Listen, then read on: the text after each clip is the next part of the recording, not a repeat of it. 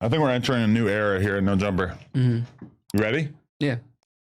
All the employees, all the hosts, they got to be hot.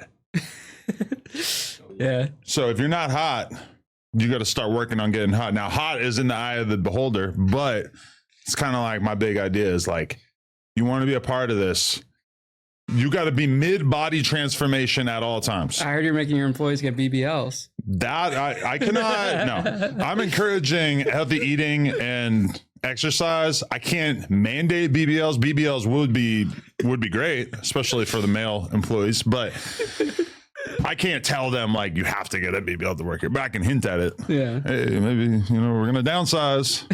Would be a shame if everybody got their butts done. Shape here. Yeah, within reason. Got to do some cardio tests. Yeah, we've been working on treadmills. No, yeah, definitely. I like that idea. No, like a whole gym. Do you have a gym here? No, but we have discussed it, but then realized it would be kind of silly. Yeah, we're putting a gym in our new studio. Oh, yeah? Yeah, we want to have like turf and stuff so you can have other content creators filming it too. And this is in Vegas? No, I'm in Danbury, Connecticut. Oh, in Connecticut. Yeah, okay. Yeah. And, okay, we can get into all that, but yeah, we don't have a shower here. Put in the shower, I know, but dude, it's like, if we want to put a shower on the other end, it's going to cost like $100,000. Really? Yeah, because the bathrooms are right here. Holy shit. Because I've thought about splitting it down the middle and like renting out half of it. Yeah. But we would probably need bathrooms on the other end. And so that would be extremely expensive. Yeah. But it is kind of weird to shoot porn in a place that doesn't have a shower. Do you do Plug Talk here? No, on the other side. Oh, cool. Yeah, it's a whole thing. Do you own this building or you rent? Yeah, we own it. Cool. For some odd reason. Anyway, yeah, so 1090 Jake's been trying to get me to have you on here for a minute. I had a few people put in good words. Yeah, he's a good dude. Yeah. 1090. Definitely. I saw his episode did real good on your channel as well. Yeah, knowing what I know now about him, I'm actually shocked he hopped on a plane with a random stranger to come out there to do my show because he doesn't really do too many people's podcasts that are like low level. So he went from down Boston south. Boston to yeah, Connecticut. that was a couple of years ago. Oh, okay. And nice. I met you that day on FaceTime. Yeah, that was like 2023. Right. So like really my podcast got a following because of you, because you guys posted me on No Jumper about paying for protection, and then World Star picked it up and everyone. So that was like right at that was like 4 months earlier. So it went like dumb viral, like 15, 20 million views. Oh, right. And it was this one clip that did like so well. And that gave me like a really good following and helped jumpstart it. It was you talking about paying for protection while locked up? Yeah, in the feds. Okay. Yeah. So you had a bodyguard in there? Kind of like these guys from DC tried to extort me. And Really? my paperwork was good. Like I went to trial, everything like that. And then they didn't like that I was like a young white kid not running with anyone, not having a car because they didn't know how politics work. Okay, so tell me how this extortion works. So they came up to me and then they slapped the glasses off my face and they tried to get me to have my dad send them money. So I was already friends with like the New York car. Are you familiar with like federal prison politics and stuff? I mean, like the New York. So it's not racial where you were at. It was more city or not in Lowe's and stuff. It's like it's runs by your state. Okay. So I was friends with a couple of the higher up guys there, and they didn't really have any money. So I said, "Hey, what do you need?" And I just like they didn't make me get them stuff. It was like a friendly extortion type thing, but it was like a mutual understanding. I think that's what made the clip do so well because I was trying to say I didn't get physically extorted, but like I still paid them to protect me in a way. Okay. It was like an unspoken agreement. So that was going on and they looked out for me. But when the DC dudes kind of put this pressure on you, did you have a relationship with them beforehand or was that kind of? No, they had. So that was right when Obama knocked down a lot of people's sentences right before he left. Okay. So they came from like a penitentiary all the way down to a low. Okay. Like overnight. So they were used to a whole entirely different prison politics. Okay. So they didn't like that I had a cell phone. I was running around. I was playing dice, spades, everything, gambling, and they didn't like that. And so they smack you one time? In the bathroom, they grabbed me, pulled me in there, grabbed me by my throat, and then slapped the glass on my face. So I said in the clip, like people in the comments say my cheeks are still red from that slap. So people ate that up. Wow. That the glasses broke. And then what happened was they were causing like too much noise there. So the New York car got into a fight with the DC guys. Over this. It was a whole big thing. And then someone planted a phone in their like boots and got them out of there because they were causing heat to the whole building. Wait, so these DC dudes were so disruptive that someone planted a phone, which I hear costs like many, many thousands of dollars while you're in there. It was $2,000, yeah. And so they take it, they stick it in his shoe, and then he gets kicked out, even though he actually had nothing to do with it. Yeah, it happens all the time. At least back then when I was there, I was in the feds from 2016 to 2019. I had a male prison guard try to rape me in the kitchen. Whoa. That's what I was going to say. These DC dudes might have had planning because you know about the reputation that they have? The DC, yeah, they're booty bandits. I was about to say it, but I didn't know you were going to say it. I know all about that. Because I've asked DC dudes on here, I'm like, do you agree with the narrative that DC prisoners are more likely to be homosexual? And it gets real uncomfortable because it feels like they kind of know that there's this reputation, but they obviously want to shoot it down if they don't partake. From what I hear, they won't ever admit that they're gay, though. They call it like gay for the stay. Okay. And that they're not actually gay. Or is it a power thing? I don't know. They'll dude, and if you call them gay, they'll like attack you. Like you can't call them gay. So you hear about that stuff all the time. Imagine living in a world where someone is banging another man in the ass and you can't even just call them gay. You're in the wrong. That's what it's like being a podcaster, for the record. Everybody else is doing this up shit, and then you say what it is. You just accurately describe it, and you are immediately under fire for you get acknowledging it. Or they try to cancel you for it. Damn, that's crazy. But do you think those DC dudes were zesty or no? Those ones specifically, I don't know. I don't think so. But I've heard, like the first time I heard about DC guys, that's what they'll tell you. Yeah. They're booty bandits. Yeah. And I've interviewed people that will say that too, you know? That's crazy. It happens all the time. Like, we don't have the right to say it. But I guess you were in there, so you have more of a perspective. I'll call them a booty bandit. That's what I heard, you know? Yeah. The DC guys are vicious. And they're also the ones that do like the gunning. Like they'll jerk off in front of female inmates and stuff. I did 6 months. That's called gunning? Yeah, that's what some people call it. You did 6 months in solitary for that? No, I didn't. Not for that. Oh, they would though. Yeah, I was in solitary. They would do that. Really? Yeah, because they would say female on the tier, and all the guys go to the gate and pull down their pants and start whacking off. Dude, it's nuts. These guys are gross. Okay. Did you were in there for how long? I did 26 months between a low and a camp. I always am fascinated by the idea that like straight guys can get locked up for a period of time and then just turn gay. Like it just doesn't add up to me. I've gone through prolonged stretches of not having sex in my life. Well, I guess really like, I don't know, is like a month. Is that like a prolonged stretch? I don't know. But either way, it's like never have I ever thought like, you know what? Like I haven't got laid in so long that I could almost imagine myself a man. Yeah, that's just, I didn't think about that. I mean, I had a phone. I was watching porn in like the bathroom stall in the shower. So I guess that's different. And when you're at the camp, guys would run through the woods to hook up with their wives.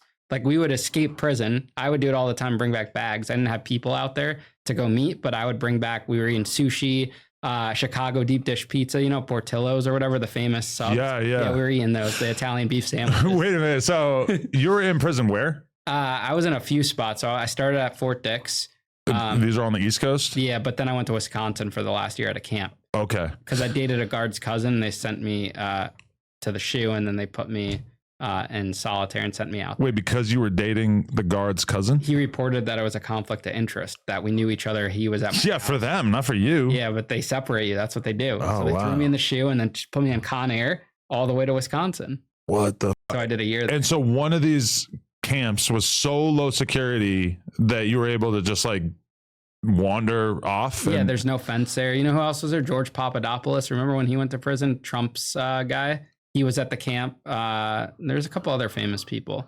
I was with. I only know about Papadopoulos because Cameron has a lyric about him. Oh, does he really? Yeah. One of the Big Meech guys was at Fort Dix Low. Okay. And Teresa Giudice's ex-husband. I was at the low with him. Wow. Because all right, my dad went to prison for 1 year at McKean, which is a federal camp style prison. I believe it's a camp in Pennsylvania, and this was in like 1995. And like the way he described it, because, you know, I'm a kid thinking my dad's going to prison. I'm thinking it's going to be some gnarly shit. And the first time that I went and visited, it was like you could kind of just walk your ass out of there. It wasn't really like fenced in that much. My dad's like telling me about what his days are like. And it's like he's sort of just like, you know, there's a track. He's walking on the track with like just random black dudes that he's become friends with who are in there. And like, he's playing pool. He's like, you know, he's got books. He's like, it's not really like, you're not like locked into these like cages like the way that I was expecting. And that was kind of a shocker to me, is like, oh, so when we're all used to hearing about these level 4 yards or whatever. And when you actually get down to like the people that, when they have no reason to think that you're going to do anything violent, they're pretty lax with you at a certain point, huh? Yeah, that was the most surprising thing for me because I went from a detention center because my bond got revoked, where it's like locked down what you see on like 60 Days In, to like a college campus. It's crazy. Damn, yeah. It was cool though. No, for sure. I mean, when I think about what my dad's prison was like back then, it's like, damn, I wouldn't really, if I had to go do that for a year, I mean, it would suck to be away from your family and stuff, but you wouldn't really be that uncomfortable. I guess the food's pretty whack. Yeah, the food actually at the camps, they were okay. It's decent. Yeah, I mean, we'd smuggle stuff, but look at it this way. So when you're cooking for 2,500 people at a low, say, the food's bland, you're cooking in bulk. At a camp, there's 100 guys. Right. You're able to cook better. And then people are smuggling stuff. Like we had a fresh scratch bakery. We were making fresh donuts, muffins, cookies, pizza. Guys would make good commissary dishes, which I'm sure you know about, like good commissary food. But how hard was the smuggling? Because you're saying you could kind of like run off into the woods and your wife or whatever, if you have a wife. Or so easy. Guys would keep guard with a phone. You only have one guard for 100 inmates. And you run off, right? The track connects to the woods. You just run off the track. There's no cameras at these places. Okay. Yeah, maybe like one in the visiting room and stuff. And so if you escape, it's a big deal. But if you get caught off grounds, if you're still on the grounds, it's just a technicality. Okay. But if you actually escape, you're getting 5 years. Like, if they catch you off the grounds.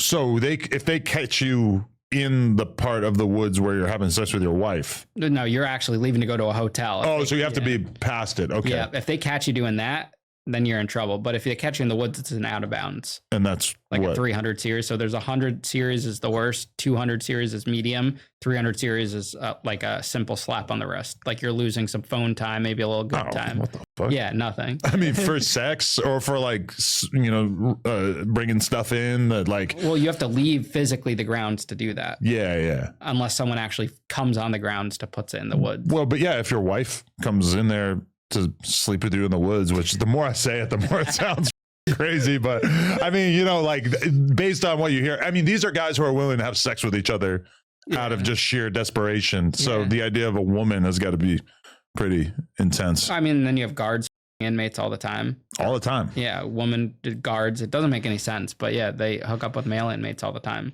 There's so many guys in solitary under investigation for that. It is so crazy because it's like, imagine if the roles were reversed and you could just go get a job at a prison and it would be filled with like hot chicks that want to you. Like, because that is kind of, I mean, not that like every prisoner is hot, but like, realistically, a lot of these guys are gang members. They got face tattoos. They're kind of tough. They're savvy. They're, like whatever. And it's like, if you're a woman who works in that environment, I mean, it's got to be at least a little bit.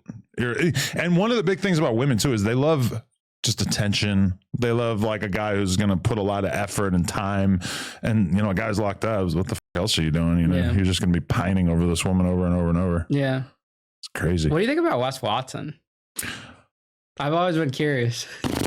You ever interview him? Nah. So I interviewed him a couple of years ago before he sort of entered into this, new era he's in where he's got everybody on the internet making videos, calling him a piece of shit, whatever. I mean, I definitely got the idea that like, maybe some of the stuff was kind of exaggerated or, he's just like describing a level of wealth that seemed kind of ridiculous, or like he was just making so much money off these clients of his and everything. And, it did strike me as like, this is a little odd, but I mean, he was nice. He was cool. I've had people that have paid him 15 grand for the things. Oh, yeah. Like literally guys that have paid him to do it, to do the consulting. And what was their experience? I had met him just in the beginning of it, so they didn't really talk about that. But they just said that you're pressured into doing it. Like you get called like a pussy and a bitch in this if you try to back out. Because I've seen YouTube videos where people sort of go like undercover with him and they like will message him for a sustained period of time, and then they start asking him stuff shit. But because that's kind of like what pokes holes in the idea that he's got so much money coming in, is that like if you have that much money coming in, are you really having these like long drawn out conversations with potential clients so you can make like $1,000 off them? Because I'm going to tell you that like I make a lot less money than he says that he makes, and I'm not texting somebody for some long ass period of time to eventually maybe hustling for $1,000. I don't know. That's just I don't get how the money adds up, but I know he rents a lot of stuff. There was like some real estate guy that exposed that everything's rented, the cars, everything. Yeah. So I mean, when you think about it, it's like what he's doing is kind of just like downstream of like the Dan Bilzerian thing, where he was like one of the first guys on social media who's like, I'm going to get on steroids. I'm going to have hella girls. I'm going to travel. I'm going to make my life look really, really good. And then I'm just going to figure out how to monetize it from there. You know, Wes Watson's kind of like the current incarnation of that. Yeah. But I mean, he's a lot of stuff like, you know, he's challenging people to come to his gym to fight him, and then he jumps them with like 6 people. Yeah. Well, he just got arrested. For that, or for he assaulted that mentally handicapped person at the gym. So this is the guy who showed up to fight him, though? I don't know all the specifics. He probably beat up a bunch of people. Yeah, I know he got arrested. He's facing criminal charges. Yeah, well, there were other little things, like he said that he kept his paperwork in his asshole for like years. Yeah, he was one of the first prison YouTubers I saw. Yeah, when I first started him. I've asked a lot of people about how normal that would be, and nobody has said that that would be even remotely normal, which is, you just figure that you would find a place to keep it after all those, like, considering how weird having a rolled up paper bag full of paper inside your ass probably feels. It's just got to be like an insane feeling.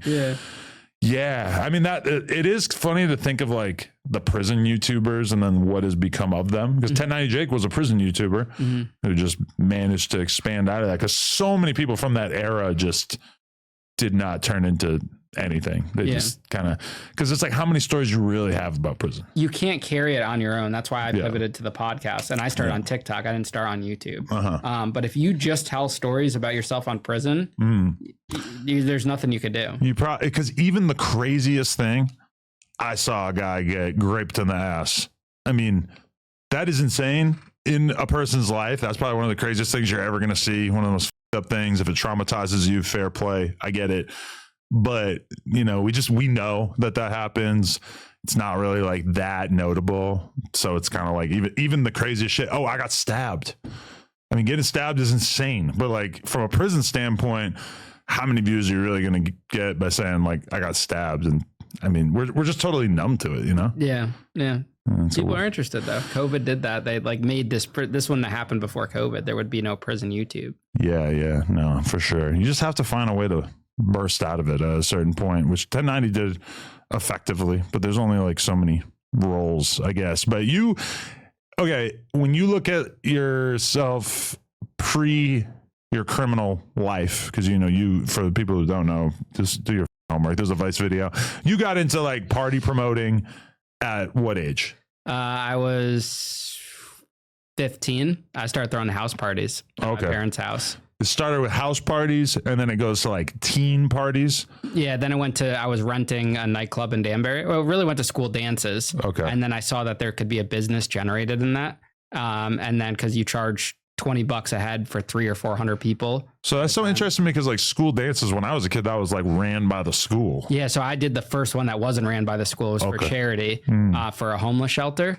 And then from there, I said that this could be a business. And at the time I was building popularity by having house parties, like 200, 300, 400 people at my parents' house. We lived on the lake. We'd put like a big tent, like a wedding tent. My dad's a caterer, put a dance floor, porta potties, DJ, everything. And your parents will let you do this? Yeah. I mean, my parents would rather me be at home than me go somewhere else. They didn't know we had like liquor down on the patio and we were serving underage. As a parent, the idea of like letting 300, 400 people in your house is like, oh, there are lawsuits, fights, drug overdoses, sex, so many bad, dangerous things. That's the last thing I would ever let my kid do. Yeah, exactly. So that started, and then they were like, all right, enough of this. And I found a local club called Tuxedo Junction, which was a pretty famous rock club back in the day. 21 Savage.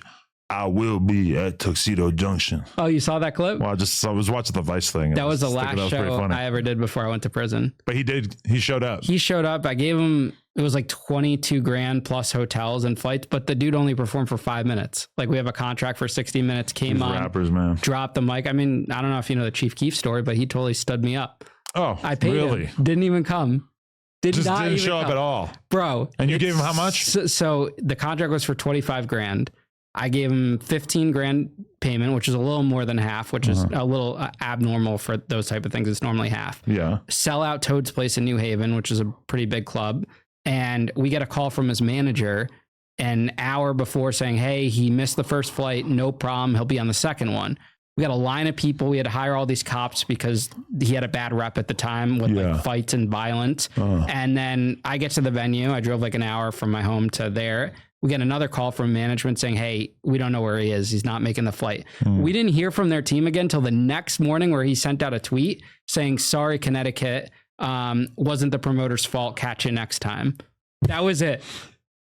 No discussion of him giving the money back. No, nothing. I guess he gave one of the co-promoters on the show a free show or something years later. But Chief Keef's one of the reasons why I went to prison, because that was money that I invested of investors' money. That I had like probably 50 grand spent in the show, the venue, That's what I was the thinking, cops, the promotion. So besides the 15, you probably spent another 35 on the show. With that, and we would have made probably close to 100. It was a sold out show. Wow. You know, but what really screwed us was the cops in the venue. We still had to pay all that. Yeah. So it was still like 5 or 7 grand for the venue, then plus the cops, plus the promo, plus all the any openers, you know, things like that. It was just done dirty. I did a Chief Keef show in probably 2019 out here.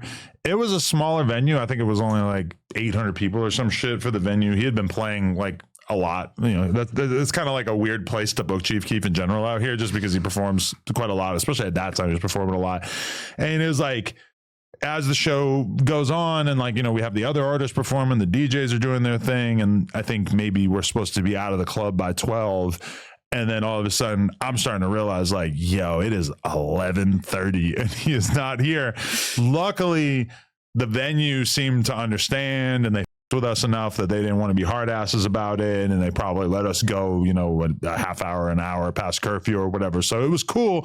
But if it was like a hard ass venue, we right then and there would have basically been, all the fans would have been right to ask for refunds. You know, he probably would already got paid or whatever. We would have been out to the venue. Like even that right there, that is pretty much why I hate the idea of doing events. It just sucks. Yeah. I did a Tyga show, 100 grand show. You know how much I got back on that show? How much? $17,000 the venue wired me. I lost $83,000 in one night. In one night. Wow. And what couldn't even get wrong? a picture with Tyga. Well, it was just not enough people bought tickets. So remember I'm Schmacked? No, what's that? The big college concert tour. Okay. It was huge back in the day when Barstool was doing the Blackout tour. Oh, was that their like EDM festival type thing? I've heard about that. was doing something kind of like that. Oh, okay. But they were trouble. So like we had booked them at this venue in Providence, Rhode Island, and the town shut it down. It was like a whole big ordeal. Mm-hmm. So the college dean at URI, where we were doing the show, said, we don't want buses coming from other schools to the venue because they thought it would be rowdy and create problems. So we lost half of our ticket sales overnight. Wow. So you needed like, I think 3,000 to break even. We had, I think 1,000 show up or whatever. It was Tyga and YG. Right. Tyga was kind of a dick. Like he was not nice. And his rider, like just from my personal experience, you know, wasn't nice. I mean, that's a real like window into what rappers are really like, is that you could be the guy who's giving them 20 grand and they still like just can't even bring themselves to be nice to you. Yeah, he got 40 grand for that show. Yeah. And it's just like, it doesn't make sense. And you do the whole rider thing where they get all these things separating the M&Ms, the Skittles, the $1,000 champagne, you know, you're bringing them a catered meal and they won't even say hello. Did Tyga have this sort of shrimpy little guy with one arm with him? I don't remember. Oh. I know I was shocked with how small Tyga is. Really? That's all I knew, you know, and I was a kid. I was 18. I was 18 and I just wanted a picture with Tyga. Nicest guy though, Big Sean. Really? He was so nice. Does go. Yeah. I mean, that when you see people who have long careers and then they're nice to the promoters, they're nice to the fans, they're nice to everybody, that usually kind of adds up, because at a certain point in your life, you're going to realize like, oh, I am thankful for this money and I need to be thankful for this money. And I'm going to show up and I'm going to shake hands and I'm going to try to have a good time. And, you know, it's like, I feel like rappers, when you get them in that sort of early egotistical era, that's usually, you know, when you are just dealing with somebody who's just horrendous. Yeah. Kid Ink was nice. And all the EDM acts like Steve Aoki, Chainsmokers, those are all extremely nice guys, very professional. And they don't come with the big posses. They come by themselves or maybe a tour manager. No, yeah. All the EDM guys I pretty much ever met are pretty nice, pretty simple dudes. Yeah. Rappers have this whole ego thing. And that's what's fucked up too, is that you're like Steve Aoki and you don't even show up with a security guard. You're with like 3 girls and your manager and that's it. And it's like you're 21 Savage and you literally have like a team of guys with guns who have to like watch over you the whole time because you're so controversial just because you're a rapper. His team that we put in the hotel broke into the hotel restaurant, not 21, but his team broke into the restaurant, and I got banned from that hotel after and I had to pay for the damages. See, that's one thing I was thinking about. Have you learned the lesson? Well, with all that shit, did you learn the lesson of like, you don't book the hotel rooms in your name for the artist. You give them money and say, here, book hotels, because then it's their problem. I was just telling my buddy that works with me the other day, because there was all these charges for incidentals like water, sodas. I was like, always we'd pay for the room, but they have to put their card down for incidentals. So it covers that, so they don't rack up a whole thing. Well, I'll move on to another topic after this, but like one of the number one rapper scams is that like you book them to do a date or whatever, to do a performance. And then at some point, like right before it's about to go down, somebody from their entourage or them or whatever kind of just throws it in there like, yo, we need an extra 5,000, or like, look how many tickets you sold. We need $5,000 more. And it's all like basically them taking advantage of the fact that they know that you're going to be completely if they don't come through with what they need to do. And so then they like put that on you at the last minute. This is like a classic rapper thing. They always have a shady homie who basically like will do this for you. And you ever have that one? It's more just the rider. Like they want like double, or they want the restaurant. I've had done ones with the dinners where they're like, oh, we want it here, or we need this, or the famous one is instead of the dinner, we'll take the cash. So that, and then they change the price. So it's like $500 per person or something crazy. It's never the cost of the show. And that got me into trouble too. Shows would always cost like 2 or 3 times over budget because of all these pop-up things. We didn't know what we were doing. Yeah. So, hey guys, this message is brought to you by Raycon. Do you remember going back to school shopping as a kid? New notebooks, new shoes, new routine. I might not be in school anymore, but I still love that feeling of starting fresh. This fall, I'm calling it back to cool, because Raycon's open earbuds are my must-have for getting back into a routine and making everything feel a little bit smoother and cooler. Raycon's essential open earbuds keep your ears open while still delivering crystal clear sound. They sit comfortably outside of your ear canal so you can stay aware of traffic, coworkers, or whatever's going on around you without sacrificing your music or podcast quality. They've got a super lightweight design that never feels bulky even after hours of wear, and the secure fit means that they will not slip out, whether I'm at the gym, on a walk, or just powering through my to-do list. And here's the kicker. Raycon's quality rivals the big premium audio brands, but at half the price. No more overpaying just to get great sound. Plus, over 3 million customers already love Raycons, and they come with a 30-day happiness guarantee. So if you don't love them, the returns are extremely easy. I'm not gonna lie, I really be using these things. They definitely power me up when I'm out doing cardio. And probably my favorite feature that I can mention that really helps me in my day-to-day life, it's just the 36 hours of battery life. It's just amazing to know that I could do many, many, many weeks or days of working out and not have to worry about charging these things. That right there is really useful to me. So I got to shout out Raycon for that. So for sure, make sure you check out this product right here, Raycon Going Crazy. Click the link in the description box or go to buyraycon.com/nojumperpodopen to get 20% off. That's one word, no jumper pod open, and you can check out what they got over on the Raycon site. Definitely the best way to get value. Back to the episode. You were doing all this, and then you ended up basically having the shit just go kablooey at what age? How old are you when it kind of all goes to shit? So I was doing the club stuff, like renting the teen clubs, super successful, making like 10 grand a night in high school doing these teen parties. No big DJs, just random DJs. And so, but the teen parties, you're charging $20? That would be say 10 or 15 bucks for an event that would cost $5,000 at the most to put together between the venue, security, all of that. So you might have 1,000 people show up. The most we did was 2,000 people. So it's a great profit margin. Okay. But the thing I was thinking is like, they're not drinking, which is a huge part of the profit typically in this sort of business, right? I wasn't the owner at the time. I was just the promoter. So I would rent the venue for like $1,000 or two. Got it. But then I did that. And then I started borrowing money from friends and family. I started like an investment company to raise money for concerts and like this electronic business we had. Yeah. So I take all this money, raise like $500,000 and put it into concerts.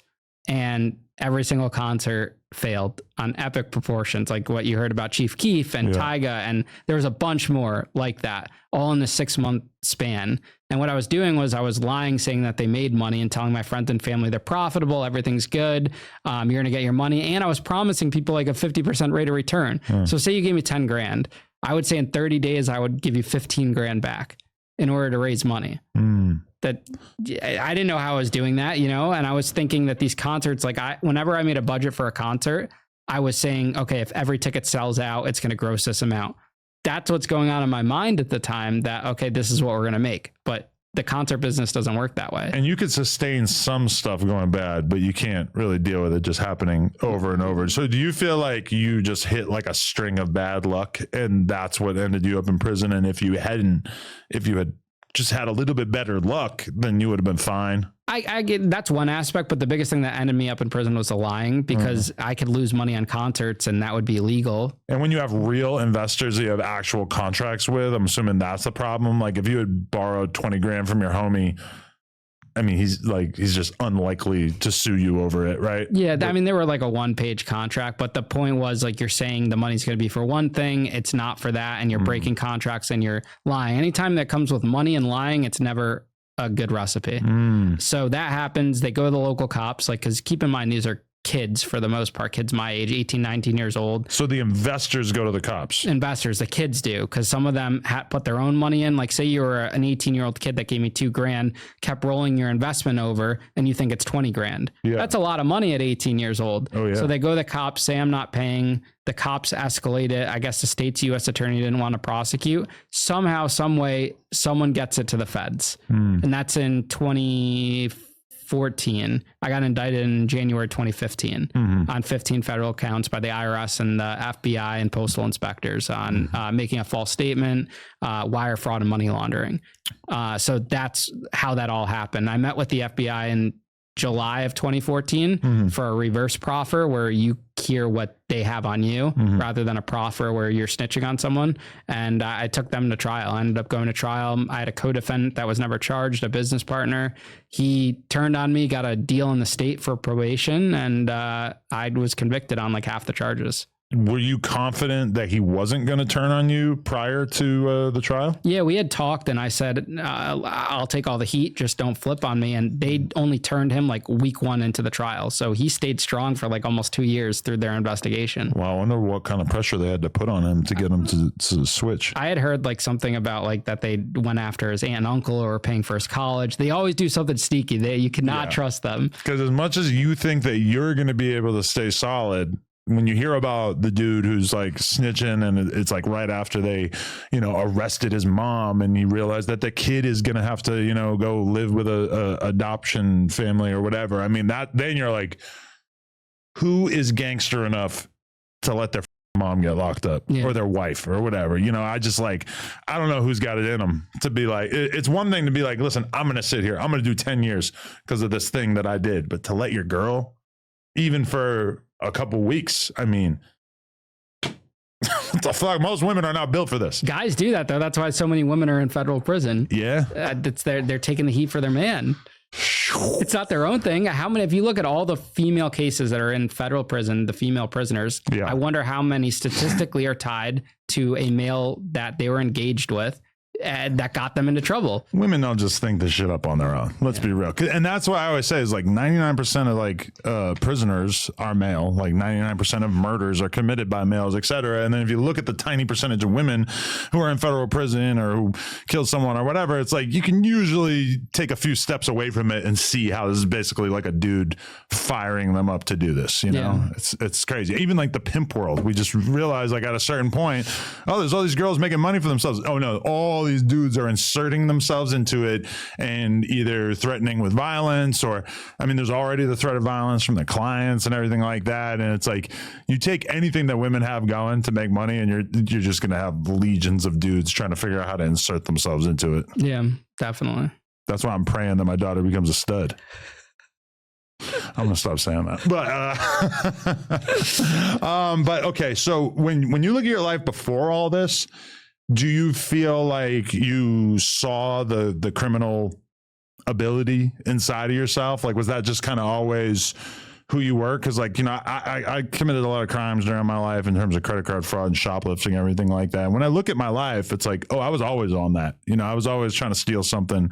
I was always just trying to find a way to get one over on somebody. That's just kind of like built into me, is to just try to figure out the easiest path, which is kind of, you know, when you really look at what will get you success in life, it's usually hard work and staying on the hard path. No, I mean, I don't think I had any criminal intent. I think it fell into that path, but it wasn't intentional. I was always just a hardworking, good kid. I came from a good family. I always worked jobs. I was always just a hustler and always tried to do things on the up and up. I think I just got way in over my head with a lot of money at a very young age. I mean, this happened over the course of 5 or 6 months. I was just a young kid with big dreams and a big head and a big ego, and got way too cocky, and it just all fell apart. And you were 18? Yeah, I started when I was 17 doing the big concerts. Right. But all of the stuff I was charged for was when I was 18, like with the big names. It would have been nice if they didn't figure it out, like, or if they figured it out while you were still 17, right? Yeah, I mean, I would never have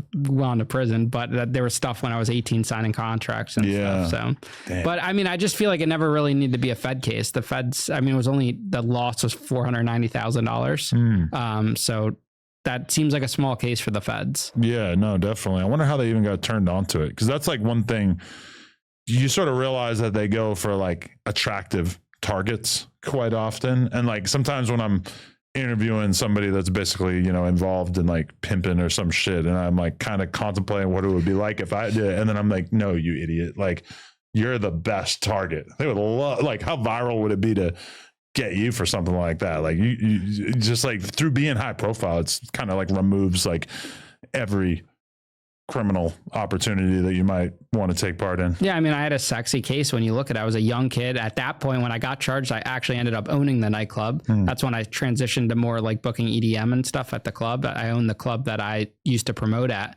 And I think it was just good headlines. I mean, you look at all the articles, it's Danbury teen nightclub owner. Yeah. It's a sexy headline, you know, and I think they leached onto that. I also think that they thought there was more money than what they found out was at stake, and I think they thought it was a way bigger case, and I think they also thought I was going to plead guilty. I don't know any 18 or 19 year olds that take the Feds to trial like that. Yeah, that is kind of out of the ordinary. How much do you end up spending on lawyers? So I paid the retainer of $7,500 to a private attorney, and then he said, hey, you're a kid, you don't have any money, you have no assets in your name, because it doesn't go off the parents or anything. And they seized all your money right away, right? I didn't have any money. It was all lost. Yeah. Okay. He's like, I can apply to the court for this thing called like CJA. It's like a court appointed thing. So the government paid for my private defense attorney. Oh, wow.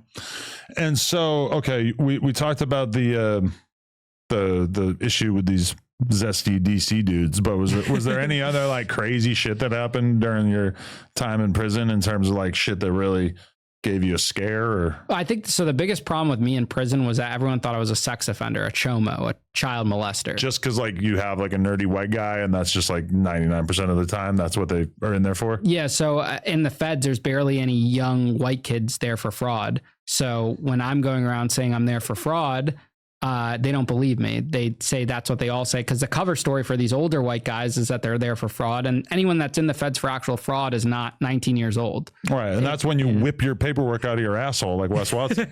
And I had no idea about paperwork. Like I remember the first day I was at the chow hall, I literally got booted off the chow hall table and forced to sit with chomos, pedophiles, because I didn't have paperwork. I didn't know what paperwork was. And they said I couldn't sit there. What was the vibe like at the pedo table? They're all old white creepy guys. Like I was in the library one time, and I had a chomo, an old white, like typical, you know, pedophile, pass me a note while I'm sitting there reading, and he walks away and he's smiling. He's got the glasses. That was the other problem. I wore these like Harry Potter, like black frame type glasses. And the note said what? So the note says, I'm here for child sex crimes. Are you here for child sex crimes? Do you want to hang out? Oh, that's literally what it said. What the fuck? Bro, I looked at this note, I threw it up in the toilet and never went back in the library again. But that's, everyone always just thought I was that. And you have the chomos playing like Dungeons and Dragons out in the yard. And because I was at a low at first, there's all sex offenders. It's not like these prison guys that are saying there's no chomos that can walk the yard, this and that. It's all chomos. Okay. 80% of them are chomos. But I wonder, like, if you're a gang member, are you basically just like not allowed to go to that prison because of the fact that in the gang lifestyle, you're basically not supposed to associate with these people. You're not supposed, but if that's the only yard, then they're not really giving you a choice, They right? have plenty of gang members there. And honestly, a lot of these gang guys that do say how hard they are and stuff, when they get to a low, like you'll see the guys at the mediums or the highs where it is chomos can't walk the yards. You have to play those politics. When they get to a low, they're like, oh, this place is sweet. I go buy a cell phone. I do this. I do that. I'm not going to go try to stab a pedophile, get more time and get kicked out of there because the prisons protect the pedophiles and the chomos in there.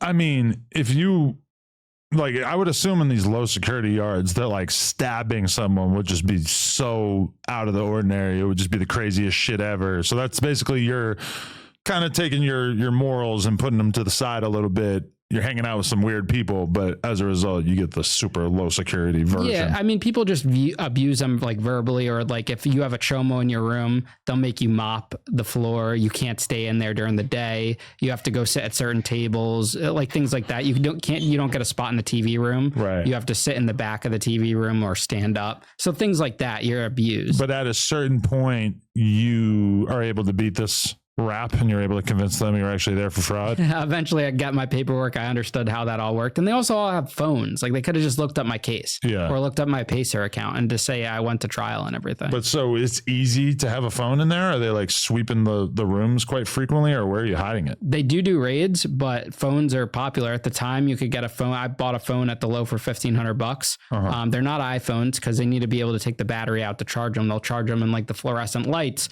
They'll convert the MP3 players into chargers to plug in the computer. They always keep the battery separate from the phone. They're hiding them. They have magnets. They're hiding them under the washing machines. We had a guy at the camp, one of the guys that were on the construction teams, because it's all inmates that run the yards and everything, drill a cinder block hole under our bed and make a little trap door to where we hid our phones. Genius. So things like that. And this is all stuff that like the prison knows about and everything, but they'll come in, they raid the rooms. That we had one cutout that got hit. Behind our door, there was a mirror on every door. We took the mirror off, had a cutout stacked with phones. So these guys will raid the buildings and they'll walk out with bricks of phones. It's crazy. So, but you're saying that they know what's going on. I was thinking now when you were talking about people, having sex in the woods and everything like that too, is that it's like, if you're a correctional officer, where's the W in you basically making it so that nobody's able to go sneak off and fuck their wife in the woods or have a phone if it's like very, very well hidden and everything? It's kind of like at a certain point, especially on the low security yards, somebody like you, they're kind of looking at you as like their equal, even though technically he's the guard and you're the prisoner. Do they just let a lot of shit go because they just don't really have an incentive to stop it? It's not like you bust somebody's cell phone racket and you get a bonus, right? Actually, I heard that's a thing. Oh, then all of a sudden I could see it being like extremely efficient and like nobody has a phone if there was like a bonus for every phone you found. At the low, we heard that was an actual thing, that there was an incentive for per phone, like $50 or $100, and there would be super cops that were just on top of that. But at the camp, the guards don't care. It's one guy was at the camp. It was during the government shutdown. He wasn't even get his paycheck at the time, so he didn't care. He was just chilling, and you'd do whatever. It was in the middle of Wisconsin. It was very out in the country. But most of these guards are laid back. You got to realize there's 400 inmates to one guard at a low. You're in a building. It was the old Army barracks at Fort Dix. So it's very chill for the most part. And you never saw any fights or anything like real extreme happen in that environment? I saw a couple fights. The first fight I ever saw, a guy cut another guy in line when we were waiting for food in the detention center, and they start going at it. And then all of a sudden you hear like this shrieking scream, and you look on the floor, there's blood, and the guy's piece of his finger is on the ground. The guy bit his finger off.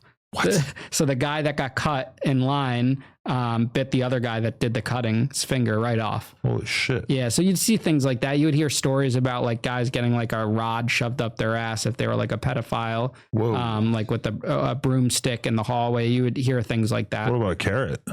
No, I didn't hear anything about a carrot. What about a pickle? No. We did have pickles though, like the pickle pouches. We didn't have carrots. No, because allegedly in LA County, you might get knocked out and have a carrot shoved up your ass. Really? Yeah. My bunkmate would always hit the bottom of my bed when I was sleeping on my stomach. He was like, "You can't sleep on your stomach, Bunky."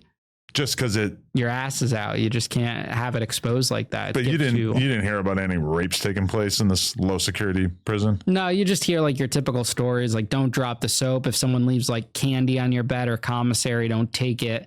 Things like that you would hear. But I didn't physically see a rape or anything. But then you have plenty of guys that, like we were talking about earlier, literally just like they're getting dick, like they're hooking up with other men, like these big shot callers, that the heads of the cars, they're getting their dick sucked or they're someone. Right. Consensually. Consensually. And the crazy thing is, if you call them out on it, you're going to get stabbed by them. Like we're talking big guys, like say a diesel shot caller from the New York car is hooking up with another guy. Yeah. And you say, hey, oh, that's gay, or you're a homophobe or whatever. You're on top of that. You're upset about it. You'll get stabbed by that guy. That's crazy. And he'll say he's not gay or anything. Jesus. I mean, yeah, it's out of control. But I mean, I've heard like the absolute craziest shit.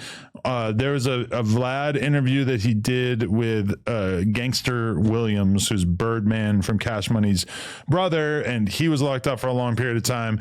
And he said, oh, actually, it was this other guy that he was with, Lil Diesel, but he said that he had seen a guy who was locked up doing life. At some point, his son gets locked up, and his son becomes his punk. That's crazy. I mean, yeah. Once you hear and process that, it's kind of like, okay, I don't think I'm going to hear anything crazier than that. Do you believe it? I guess because it's like, and I can actually understand it from their perspective a little bit, because I guess like they didn't know each other. Like he didn't have anything to do with the guy's life the whole time. And then their logic is like, well, I feel like I could trust you. I mean, do you ever sit and hear some of these stories and you're just like, there's no way this is not true, or this is true? Oh, I mean, that's just like not that hard. Like I've already accepted that these dudes are gay and are dudes. And then like, sure, he's his son. Okay. I mean, it was very shocking to me when I first heard it, but as time goes by, I guess I'm just like, okay, like they're already just doing so much up shit in there that I guess I can't be surprised by incest being like one line that they also are okay with crossing. Yeah, good for them. I don't know, it's crazy. Yeah, whatever you gotta do to make it through your stay. But okay, so you do that time and then you get out. What are you thinking the whole time? Are you like, I'm gonna make something good out of this, or are you thinking like my life is over and I'll be lucky to even be able to survive after this? I wanted to be like the next Wolf of Wall Street, get like the book deal, the movie deal. I was actually querying book agents from prison on a cell phone, on a contraband cell phone, saying, hey, I wrote a book and this and that. When I got out, none of that happened, and I ended up getting a job at Whole Foods. You wrote the book while you were in there? Wrote like 3 chapters. That's all you need to get like a book deal. Yeah. And nobody was interested. No, I sent it to like 200 agents. Wow. And then I resent it to them when I got out. I had like 3 bites. And then once they read like the first few chapters, they're like, no. And a lot of them said I didn't have any current press because the articles are all old. Like my most recent article was like a Vice article from 2015. Wow. All that happened and they weren't interested. Then HBO comes along and does a documentary on me called Generation Hustle. I was part of a series. It's not on HBO anymore. When they merged with Discovery Channel, they took a bunch of stuff off. And then Vice did something that year too. Right. So this is like 2 years after I got out of prison now, in like 2020, 2021. I bet if you uploaded the one that HBO did, that nothing would happen. Like if you put it on YouTube. Oh, I tried. You did? And it came up as copyright right away? Dude, immediately. It doesn't even load 100%. Yeah. That shit's gone because it's got the watermark. But I do have the link to it, and I send it to everyone that, that asked for it and stuff. But it actually benefits me that it's not up there anymore, because it stops at me getting out of prison and working at Whole Foods. It doesn't talk about this whole act 2 that I'm in. So I worked at Whole Foods, had those things, thought they were going to like blow me up like to the next thing. And Whole Foods, you tell them, hey, I just did a couple years in prison. Yeah, so I had actually went before my bond got revoked, while I was on trial or after conviction. I wanted to look good to the court and pay like restitution, got a normal job because I wasn't making any money at the club I owned. But how much did you owe? 490 something thousand. Right. So I got a job at Whole Foods. I applied to 100 places right before I went to prison. Not a single one, not even Red Lobster would hire me as a dishwasher for $9 an hour, would take me. They were like, reach back out after you figure out your stuff. But Whole Foods did. So I was working there, and then I one day didn't show up because my bond got revoked, and I left in good standing. Technically, my parents called and said what happened. So when I got out of prison, I applied there and I got a job, and I worked my way up from a $15 an hour hot bar cook to making $33 an hour as the team leader. Just crushing it with overtime, rebuilt my life, got an apartment, a car, a dog, all of those things. credit for the first time. And I did that up until 2022. So how many years was that you were on the Whole Foods grind? 2019 to 2022. And would you say you were happy? Was life good? You know, because you're falling into the way of life that you probably had been hoping to escape by doing the party promoting and everything like that. But once you've done a couple years in prison, it's like, shit, I got a job and I'm able to live a comfortable life. I mean, this is the good life in some ways, right? I would say up until the end, I was so happy because that was the first time I had real money in my bank account, credit, an apartment, a car. Like I owned a nightclub. Yeah. But I was still living at my parents' house and they were supporting me and I had no money. I was doing something with my life and I was moving up very quickly in the company because COVID eliminated a lot of jobs and a lot of people quit. And it just opened up the door for me to grow with them and rise up. But then there gets to a point when you're an entrepreneur at heart, you're like, I don't want to be working for the man. I don't want to do this, you know? And also in corporate and the restaurants or in food service, it's so hard. It's a never ending revolving door. You're putting out a fire every single day. Yeah. People calling out all of this. I didn't want to do it anymore. So one of my videographers that used to do all the video for the club said, you got to start sharing your story on TikTok. And I go on TikTok and I see this whole thing about prison TikTok. And then I get into the whole realm of prison YouTube, just watching all of these creators get huge followings, telling prison stories. So I started my first week in 2022 in like July, talking about nightclub stories, didn't really kick off or whatever, kind of 1,000, 2,000 views. My first story that went viral was talking about solitary, how I did 6 months in solitary. I had COVID that day. I was stuffy, room was dark, but I made the video and it got like 2 million views overnight. And ever since that day, I've never missed a post. Wow. So your schedule is you upload how often? So at that time I was doing like 3 or 4 shorts a day, just about my story in the car, just sitting in the car and making clips. But when I started the podcast, I'd do 1 episode a week. This was in January 2023. Did 1 episode a week. Then I moved to 2.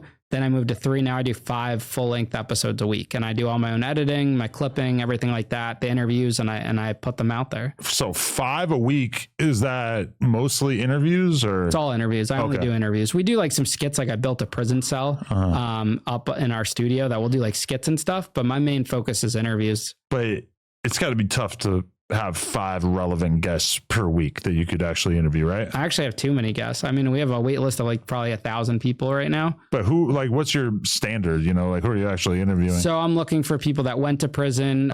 We do a lot of law enforcement. We were doing a lot of addiction only stories, but they're kind of all over the place. So really my main focus now is a prison type of crime story. And we're doing a lot of law enforcement stories. Like we just did a great one with the DEA guy. We did the guy that brought down like Pablo Escobar. We're doing like a lot of law enforcement. We have corrupt law enforcement. We have good law enforcement, and then so many prison stories. I mean, millions of people alone have been in the prison system. Right. Now that like the MrBeast thing happened, I'm starting to get like some bigger names into the realm of people that went to prison. The hard part is getting like a celebrity to open up about their prison experience. To bring it kind of to the next level. What's the most famous person you've had? About prison. I had Chevy Chase on, but he didn't talk about prison. He talked about addiction. Prison. I don't know about really famous, I guess 1090, like but 1090, yeah. But we have Bobby Shmurda this week, which will be good. Oh, nice. That's dope. Yeah, we got him. So that'll be exciting. So someone like Bobby Shmurda, are you offering to pay them, or you're just hoping that people will bite on it, just wanting to be part of something cool? For Bobby Shmurda, that's a little bit different because like he wants an appearance fee for that. But for the average person that comes on the show, you're not giving them an appearance fee. They're coming on. A lot of these individuals have something that they want to promote, like a book or a website or their own podcast, and they travel from all over the country. I mean, you know, the podcasting game, how many people do you actually fly out yourself? It's probably not that many. It's probably most people that want to come because they want the opportunity for the exposure of it. Yeah, it's got to be mutually beneficial. It's weird because there's so many people in the podcast world now who just want exposure and would be happy to spend their own money to come out and everything. But then you also have other people who, as soon as someone's in demand, as soon as it's like, or even as soon as somebody gets paid $1,000 one time for an interview, they just in their head forever and ever are just like, oh, I have to get paid every time I do this. And it actually kind of up some good opportunities too, because it's like, you know, I emailed a rapper from up north who has like an interesting story the other day, and he just shut it down. He's like, "How much you trying to pay?" And I was like, "I'm gonna be real. Like, we just can't really pay. It's just not really like it's a dope story. It's cool, but realistically, like, you know, I'm thinking in my head like he probably wants at least $2,000. Yeah. It's just not going to make sense. And it kind of it up with everybody else too, because it's like if one rapper from an area gets paid $2,000, good luck getting anybody else and not giving them $2,000. Well, I mean, that's you don't know how many famous people that I've gotten, the rappers, where they're like, well, Vlad gave me $5,000. You know, that's what I get all the time. And it's like, I'm not Vlad. I can't afford that. You know, I'll break, if I pay someone $3,000, I'll break even between like TikTok and YouTube and stuff like that. But that's what's unfortunately happening. You know, they're getting paid this, and they're comparing it to like a club appearance where it's not a club appearance. You know, the margin's a lot smaller. But I know like someone like Bobby, like what I look for too is, are they going on 9 million podcasts telling their story? Bobby in the last 2 or 3 years has only done you, Vlad, maybe a couple other people.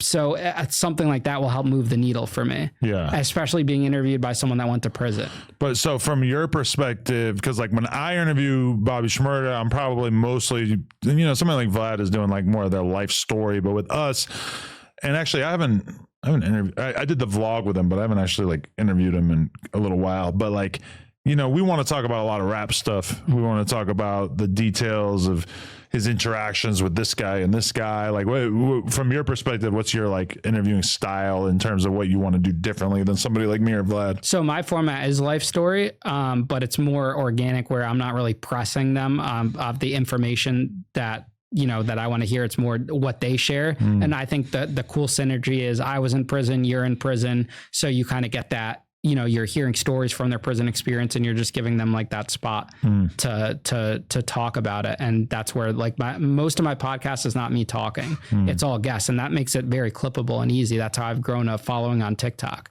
All of my TikToks for the most part now are just all my guests.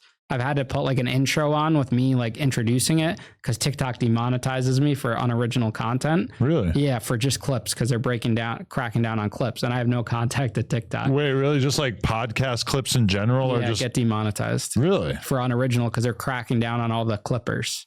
Wow, that's so interesting. Even though it's your content. Yeah, it's literally, I appeal it and then I lose it every time.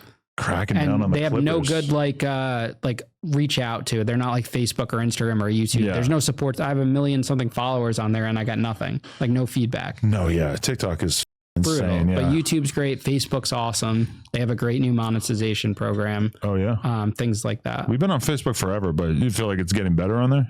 Dude, there's some months we can make 10 grand a month on Facebook. Yeah. There's some great opportunities on, if you have a good plan and you're doing it right, because so many people are intimidated by Facebook. Look at all the major podcasts. I bet you if you added up how many are actually on Facebook, it's very, very small. Yeah. So, and if you, once you're in, like you're in, but your stuff is more like viral, mainstream, like you're everywhere. But you do the news aspect of it too. Yeah. And I was telling you how that's how my podcast blew up, because you posted my clip talking about paying for protection. Wait, you're saying that one clip caused your podcast to blow up? Bro, I was doing 2 episodes a week, barely getting 1,000 downloads.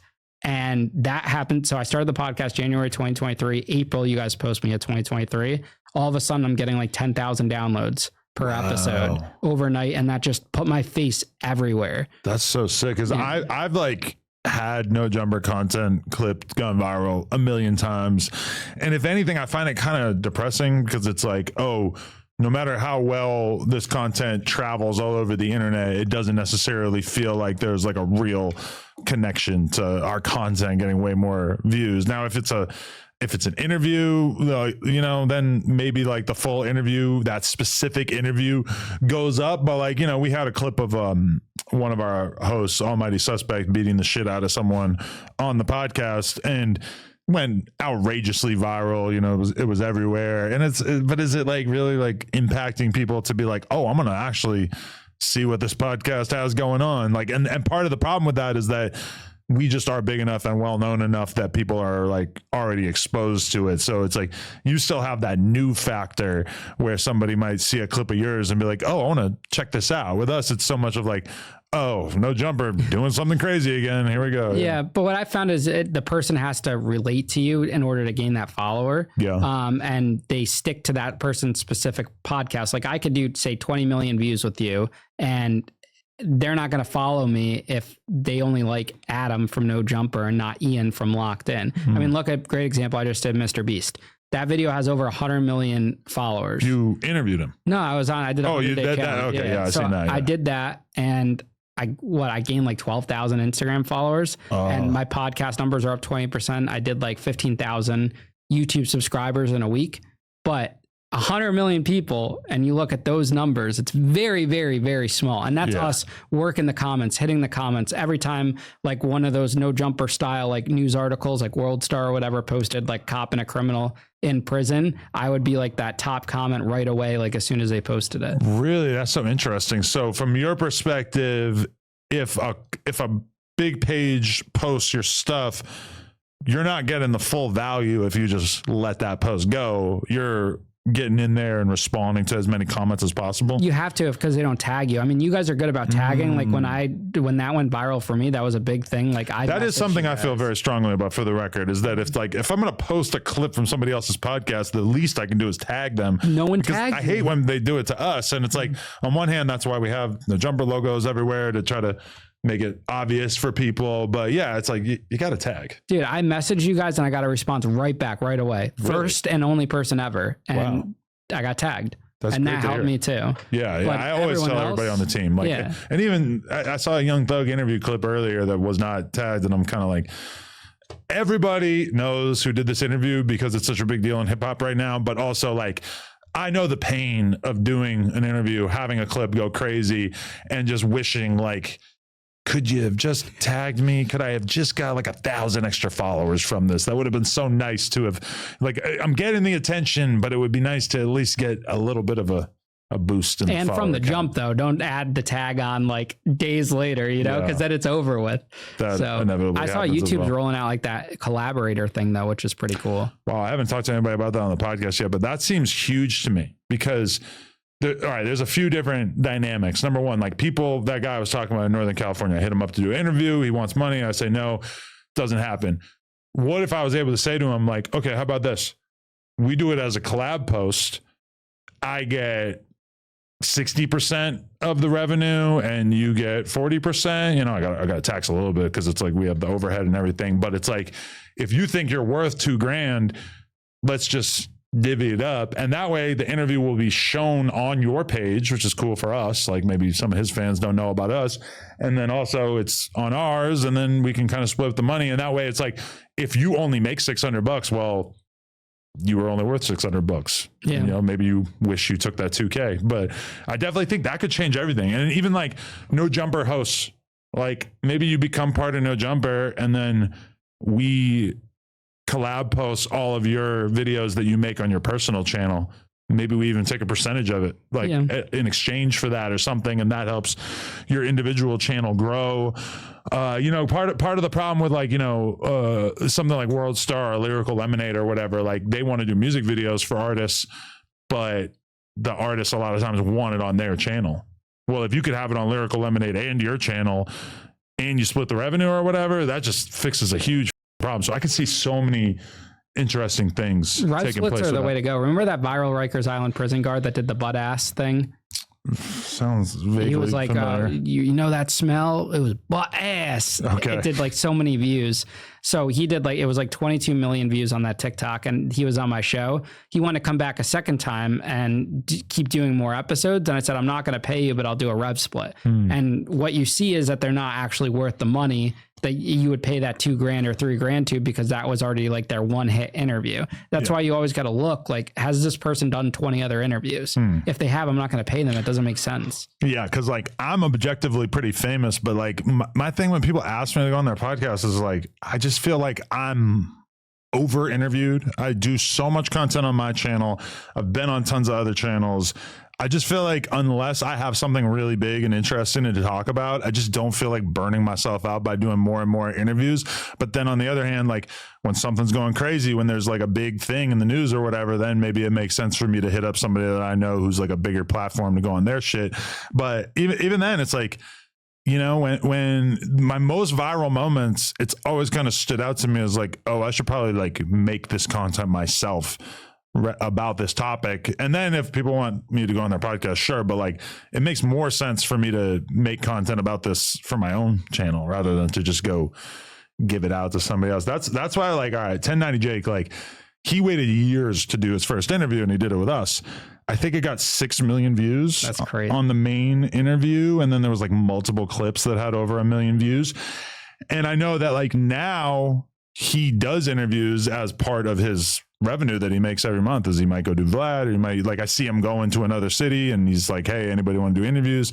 So that's just like a regular part of how he's able to monetize now. And I know that there's part of him in his head that's like, why did I go and do an interview where I flew to LA and gave Adam that interview for free? Because now he realizes, oh, my first interview was worth so much more than every interview that comes after it. And that's, I'm sure he does great numbers on Vlad. He did 700K or whatever with you. So it's not like his superpower is just completely diminished. But your first one where you really tell your story, it's like a rapper. Like, you know, it's tough to be Kendrick when you tell your whole life story on your first album. It's like, it's tough to get people to listen to album 2 unless you do something really interesting. Yeah. And he's one of those people where you put the clip up of him years later and it still is a banger. Like with Jake. Yeah, with Jake. He just has that feature to him where it does well every time.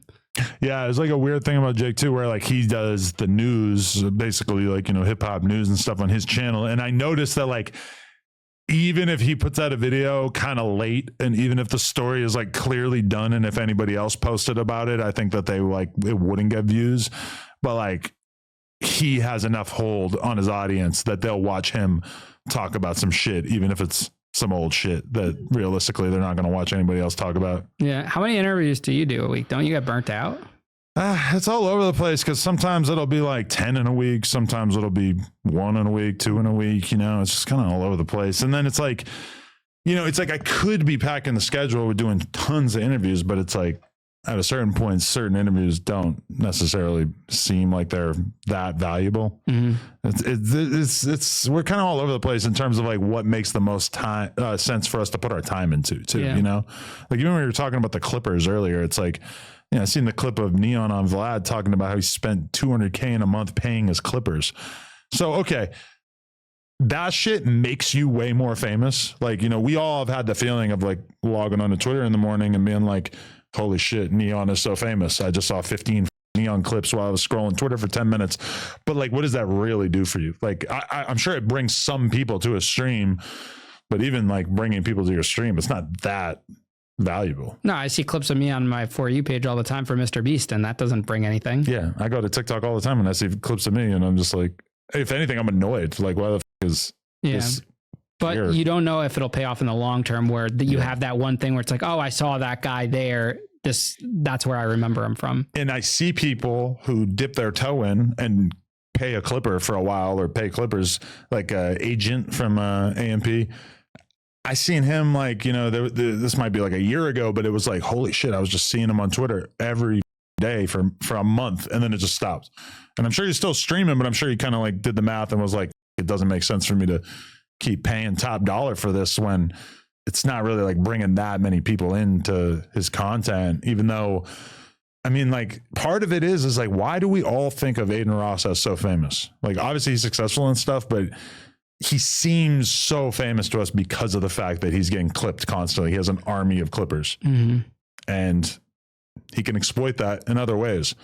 But I don't think me spending $200K a month makes sense for me to just to be famous, just to be more famous. Yeah. I mean, some of these guys want a lot, even podcast clips. Like we get quotes $2, $3, $4 grand a month. I'm like, that's too big of the budget to put on the clips. I just do it myself. Yeah. It just makes more sense. Although there is part of me too that feels like, you know what it is like, all right, if I'm a rapper and my music is doing okay, I'm making $5 grand a month after expenses and everything. I'm making $5 grand a month. What's the number one thing that rapper should probably be doing? You should probably start thinking, who can I do a song with, invest this money that I'm making into doing music with other people that will open me up to a bigger audience. It's probably like the number one thing I would do. So I would say that if a podcast decides, hey, I'm going to take my profits for the month and I'm just going to buy an interview or spend money on an interview, you're building the relationship with that guest.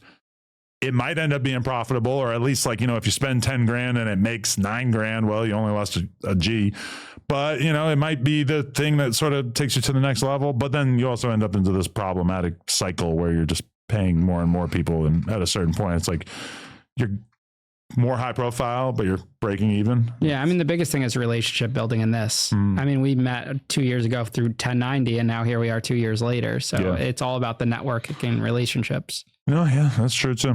Okay. So you're doing the podcast. The podcast is doing reasonably well. And then how does this MrBeast conversation start? So in February this year, I got reached out to by a casting agent, just a random one, not tied to MrBeast, saying they were pitching a new show or for a YouTuber. They didn't tell us who it was until we signed an NDA. Okay. Signed the NDA and they say MrBeast. I've never watched a MrBeast video at that time. But he's the king. I knew who he was. I'd see stuff on him, but never watched his videos. They just said that we're looking for people that went to prison. Didn't tell me anything about cops or anything, just looking for people that went to prison. Hopped on the phone with her, did a quick call. It was like 20 minutes. And I told her she only wanted prison stories, like why I went to prison, then all the prison stories, gave her a tour of the prison cell I built. And normally, like I've been on the call with these casting agents. Normally it never goes anywhere. They reach out all the time. And I almost didn't do this one. I was like, this is just a waste of my time, but they were quick. They wanted to hop on the phone right away. So I did it. And that was it. 3 weeks go by. This is now like end of February, almost like the last week of February. Things start to move a lot quicker. I get a call from the head casting agent at Beast, go on a call with her, then get screened to the next level, which was another creative director with that head casting agent. Then I had to do a test with a psychologist. And the whole time they're telling you, you're not casted, you're still being considered. They don't tell you any info, nothing about prison. But they did at this point said it was a 100-day video. So I started looking at his 100-day videos, like the bunker one and a couple others.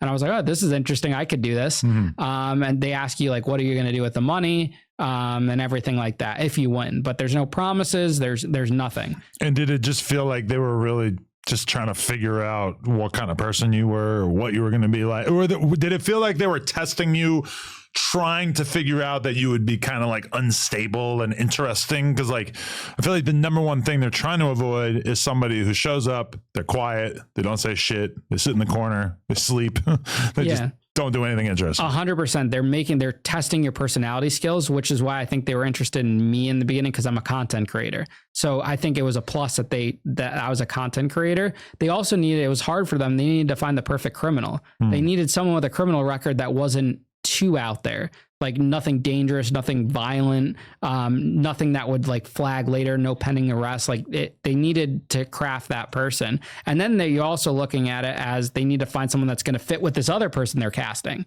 which I knew nothing about. And it's funny too, because like when I first saw that this was a video, I remember like saying in the group chat, like why does a cop need to like do this experiment to get to understand criminals better? Like a cop spends every moment of their day getting to know criminals and trying to understand what a criminal is going to do. And then I see you and I'm like, this is the criminal. Like you do tick, but you are a criminal. You were a person who went to prison, but it's like, obviously you don't check a lot of the boxes in terms of the criminals that I deal with. So I was pretty amused. Right. Did you remember who I was when you saw that? Yeah. And I mean, I've seen clips of you and stuff over the years, but I knew that you went to prison for like, high school dance, financial crimes. I'm like, it was still federal prison though. Yeah. They were able to say federal prison. It's just like, it seems like a joke crime in comparison to like, knowing all these people who go to prison for shooting people. And they couldn't cast someone like that, from like the business aspect of it. I think it was too much of a liability. It's not good for Feastables to be side by side with this guy with 3 bodies. Yeah. So I ended up getting casted on 2 days before I went. They said, can you come the next day? I said, no, I have to edit all the podcasts. So I had like 70 podcasts in the bank. You edit your own podcast? Yeah. Oh, okay. Yeah. So me and Matt over there stayed up for 48 hours almost. What are you even editing? I have to put the interviews together. Okay. But I mean, like, when I do an interview, like they just kind of give me timestamps. I say what I want the clips to be. There's no real editing. Well, it's like putting the angles together. So you have to put your angles. You have to make the intro. He's doing that right now. Yeah, so I don't have to do it live after. Switching and all that. But yeah, I have to put it because I set up my cameras. I don't have a crew or anything. I do it all myself. I hit record and I just put everything together. I pick my clips out and package it, upload it, pick the title, make the thumbnail, do all of that, upload it and get it scheduled. and then run my social media. So that we did 70 episodes and got them all scheduled on YouTube, Spotify, Apple from March 1st all the way till June. Holy shit. So it looked like I was still here. So there was a lot of people in the comments that were like, oh, this is fake, the 100 days, because he was still actively posting. And I'm glad I did this. I wasn't willing to leave my YouTube abandoned for 3 months, hoping that this would blow me up. Because imagine if I left it for 3 months and didn't do anything, it would kill everything I worked for. Yeah. And then not having like a big effect on it after. Yeah. So I did that, stayed up all night, and then flew to North Carolina on the day before, or it was March 1st. And then we started filming March 2nd. It was the first time I ever talked to Jimmy, MrBeast, and everything was a surprise. Didn't know it was going to be with a cop until I got in there. Didn't know it was a prison until I got in there. They're super professional, and it's all legit. He really built a real prison. Really? Okay. Wait, so that building was not like a building that they rented? No, he built that. He owns a plot of land where he built sets. So like the gym, did you see his gym video? Yeah. It was right across. So we were yelling to the gym guy at the thing. And it's just so fascinating that it's more economical for him to build this building and then have you live in it than for him to like just rent one, which is what literally everyone else on earth would do. But I guess if you're going to stay in there for 3 months. Yeah, and he has to retrofit it like with all the cameras because there's cameras everywhere. Yeah. He's got to build the game into it, like with the controls, because all the like everything it's built into something. But I always thought it was going to be prison related because it's like, why else would you want me? And they're asking all these questions about exactly. it. And when I got to the green room, like the trailer, because you're blindfolded and everything, I saw the prison outfits. So that was like 5 minutes before they chain shackled us and brought us over there. But I didn't know it was going to be with a cop. What are the biggest differences in terms of how it looked on camera versus what it was like in real life? So I think the biggest thing is that cell is way too big. So we were in one communal cell. In prison, you would either be at a lower security prison, you'd be in dorms, or if you're in an actual like solitary type cell.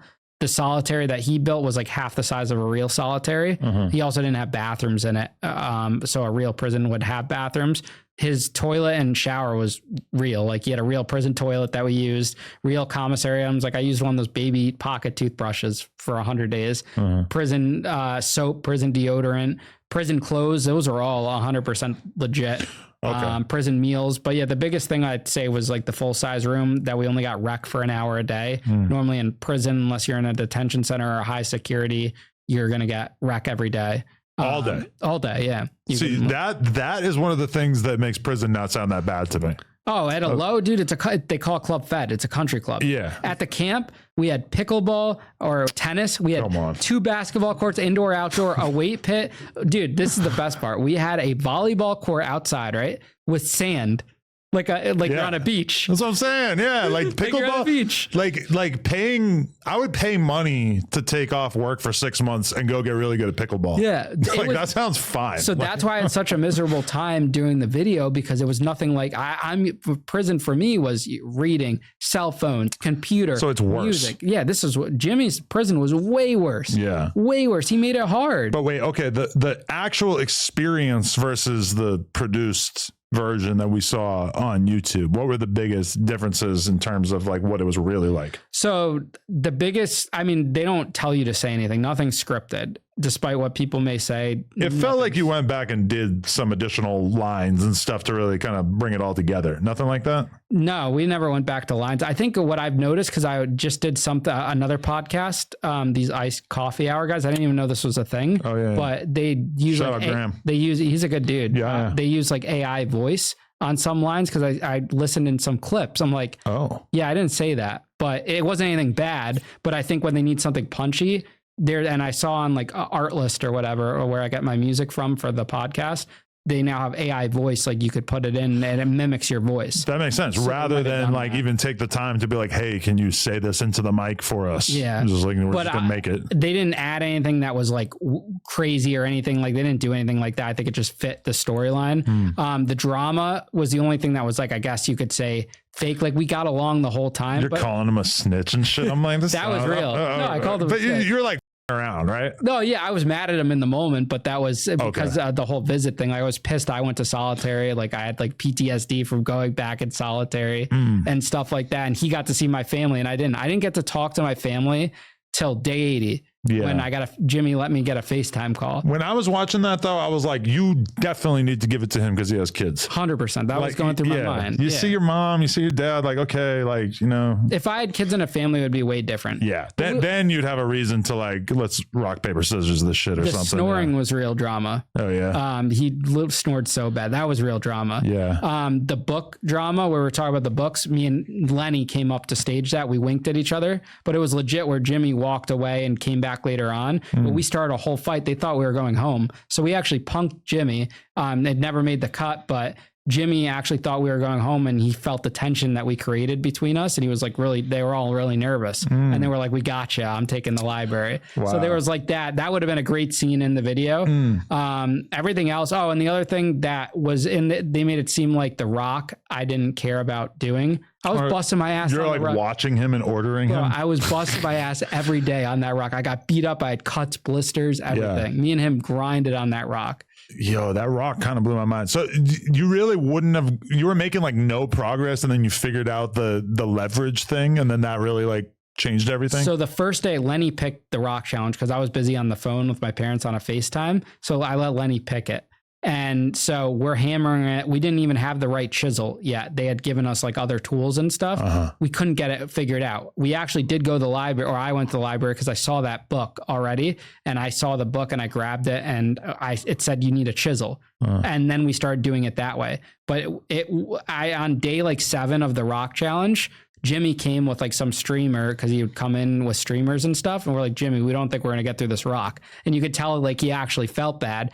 He leaves, and then all of a sudden like a big crack happens like on our own with the chisel. And then we whack it and the whole thing splits at the right moment because we were chiseling those parts. But that was all real. They weren't going to help us if we couldn't get through it. It is crazy because it's like, how do you even put something inside a rock? So what they did was they made a hole in the top of it, of the granite, and then filled it with cement. And then flipped it back over on its side. That's why we kept trying to push it. So that thing that comes out of it, that was like dropped into it, and then did they like seal it in there? Yeah, so they cemented, so they took... And then they flipped it over so you couldn't see it. That was the first thing we tried to do that, to flip it back over. Wow. Yeah, it was hard, and it was raining some days, and it was brutal. You know what it really made me think about too? Even when you guys like first get into the gym, of just like, if I only had 1 hour a day to get any kind of exercise, like what the am I going to do in my 1 hour in the gym? Like I'm picturing myself running over and just pounding out set after set after set on the bench. I mean, I don't know what the I would do really. So we started bringing like some stuff inside, like weights and stuff. So we would do, our way was like, we would do like our like legs inside, push-ups and stuff, sit-ups. So when we went outside, we'd just hit chest press or pull-ups, and then we'd play basketball. We balled every day. So I mean, that has to be kind of like a big decision because you're taking all these liberties and you're sort of like, you have the criminal mentality that I also have where you're like, well, I can't bring a book, but I can bring a page from the book. And if I can bring 1 page from the book, then I could bring 30 pages from a bunch of books. And if I, you know, if we're only allowed to use the yard for working out for this amount of time, well, there's no reason why we can't bring the weights into the building so that we can use them whenever we want. But were you scared of doing that because you're kind of thinking that you might get disqualified or have money taken away? Yeah, I almost didn't do a lot of things. I would have even done more, like on the kitchen. So they drained, because they had to fill that kitchen for, and when we didn't take it, they had to undrain it. There was a period of time where they had like a cart with all the food outside and we were at rec. I was going to steal it, but I was like, I don't know if this is taking it too far, because they would always say, this is your sandbox, do whatever, but don't break the game. In their eyes, breaking the game is like if you're breaking a door or something, not like what I did with the books. But I was nervous because in prison, if you broke a rule, like bringing in a cell phone, smuggling it, there's going to be some type of punishment, you know, but they're not telling you any of that. They want you to do it all on your own. So it's organic, but I did that all organically. But for you, like stealing the pages of the books and shit, it's like, you also have to be thinking, well, this is content. That's what the other thing is. And I think that's why they wanted someone that was in content. Like I had talked to them after, like towards the end, they were like, we were surprised by how content oriented you were. I was always thinking about content. Yeah. We did so much content. Like we had an applesauce fight. We had a ketchup fight. We would just around, like do things because you're bored. Like we would do so many things, the paper airplanes. I would get into arguments with Jimmy every day he came, just like for content. And the book thing was definitely the biggest content related thing, whereas Lenny was way more conservative. He wouldn't have done that. Like if, but he's got the cop mentality, exactly, which is like, there are rules, I'm going to follow the rules. Granted, obviously there's cops who do their own thing and everything, but for the most part, you become a cop because you want to follow these rules. Whereas for me, the mentality is like, well, why are there rules? Like, and that's why it's honestly weird to have a kid, because it's like there's just all these rules and they don't really like there was a bug on the ground and I just like step on it and you just watch it's already dead. Yeah. And my wife is like, Adam, like I had just got done telling her that we don't kill bugs. And I'm like, well, I didn't kill it. It was already dead. And she's like, okay, but I still don't want her doing it. I'm like, but I'm not adding more harm into the world. I didn't do anything negative. It was already dead. She's like, okay. But like, she can't like figure out what the argument she wants to make is. She just knows that this is wrong. This is against the rule and we need to respect the rule. And in my head, it's like, why do we need a rule? Like, you know, like the rule has to make sense. The rule has to be because there's some thing that we want to prioritize. But yeah, like, okay, because even like the books, it's kind of like, to me, as soon as I saw the library, I started to be like, because it's like, you could give me any book and I'm going to sit here, I'm going to read the whole book if I have nothing else to do. Having nothing to do is the worst. And it's like, it would have killed me to just be sitting there on the bed staring into space thinking about the fact that there's like, you know, Moby Dick right over there. Like the least appetizing book is still so much more interesting to me than not having a book. And we didn't get books for the first 30 days. Yeah. There was nothing to do with it for 30 days. So did you have days that were actually like torture? Like I'm so bored that I just don't even know how I'm going to make it through it. I wanted to quit the first 10 days because I went normally in prison. When you go, you're at least getting a book. Yeah. There was nothing to do. We spent the first 2 days talking to each other. Then one thing that happened was we made the chessboard. And then we stole the chess pieces outside that came with the rec yard. So we had real chess pieces, but we were using like water or caps or gummies or vitamins or whatever for the chess pieces. But other than that, we had nothing to do. It sucked. It would have killed me because I've never really got super serious into chess. I know how to play, but I never got serious with it. But as soon as we played a couple games, I would just know there is actual knowledge out there of how to play chess, and it would kill me to not be able to go look shit up and start to get better at it, you know? Yeah, the guards actually would tell us like some of the rules, like about a stalemate and stuff. But we played chess for hours. That got us through. Okay. And then once I got the books, because when I started smuggling it, I would read a whole book a day. Yeah. Like a whole book. That got me through the last 70 days. But so were you doing anything to hide the fact that you were reading? Yeah. So the first week, they didn't show this in the video, but we made like little huts. So Lenny went into the back. And I think it was in the video where he showed like he was in the back reading, but he went to the back where there's no cameras by the showers or the bathroom. And then I lifted up my bed a little bit with the weights from outside and put a drape down. So I could be under the bed, sitting under there. I put my mattress on the floor under the bed and I was draped and I'm just sitting there reading at a little light from the sun. Wow. And I would read there. But the guards knew, like the staff knew what I was doing, but they're not run with it. Yeah. They don't want to stop that, you know? And then eventually, because nothing happened. So on day 40, Jimmy isn't there because he sends the boys to come for commissary and he was out filming somewhere else. So we're like, oh, they didn't say anything about the book, so it must be okay. So we just started reading out in the open. Then day 50 comes around, he shows us the footage, all the smuggling footage, and that's when he does the visit thing. Damn. So would you say that on a monetary level, was it worth it? 100%. You walked away with what, like 200 grand? I got 240. Okay. I paid 150 grand of my restitution out of that. Wow. So that was a huge chunk. I only did it for my restitution. Like I said that in the casting thing, like I wanted to go for the full 500, you know, if that was an opportunity. That was what I was thinking when I was watching it too. And I don't know if you're on the same page as me, but like, if I was going to have had a talk with the other guy about strategy beforehand, because my thing is like, if I'm taking 3 months out of my life, I'm not spending 50 grand on anything. I'm going to be the cheapest person possible. There's no way that I'm going to give up 50 grand of it to like have access to better food or whatever. No, I'm here to suffer to make money. Yeah, we had that talk. And then the first like 9 days, we were like, yeah, we're not spending $1. Day 9 comes around. Jimmy's coming on day 10. And we're like, I think we would spend a little bit because when you're in there, because my mentality going in was I'm not spending anything. I got to walk away. I told my parents if we have to pay for a visit, I'm not paying for it. Yeah. But when you're in there, everything changes, you know, like getting that rec yard. Imagine not us. I don't think Lenny or even me would have made it through without having outside time for 100 days. And you also don't know in the moment, all right, if we don't take this, will there be other opportunities? But then you make concessions like with the food. We both knew that food would be an option. We both agreed, don't take the food. because we were fine with the 3 meals. You know, we were working out. The food was fine. We didn't need if anything, that would have been worse. We would sat there, got fat if we had access to the kitchen. Because I was thinking like, damn, eating good is like one of the best things in life. And eating, a lot of times I watch some prison shit and just see them eating like the worst sandwich ever, like white bread with like peanut butter. And I'll be like, that right there is going to be the thing that if I had to go to prison that I would have such a hard time dealing with, because I just eat like really, really good food every day. Yeah. And it's just hard for me to imagine. But it would have been fun to make food, like to make prison dishes. Cause that was the one thing the video didn't have prison style food. But then day 40 comes around with commissary. And by that point I was burnt out. I was like, I got to get the basketball hoop. I need stuff. And we were able to send letters, but not receive letters back in.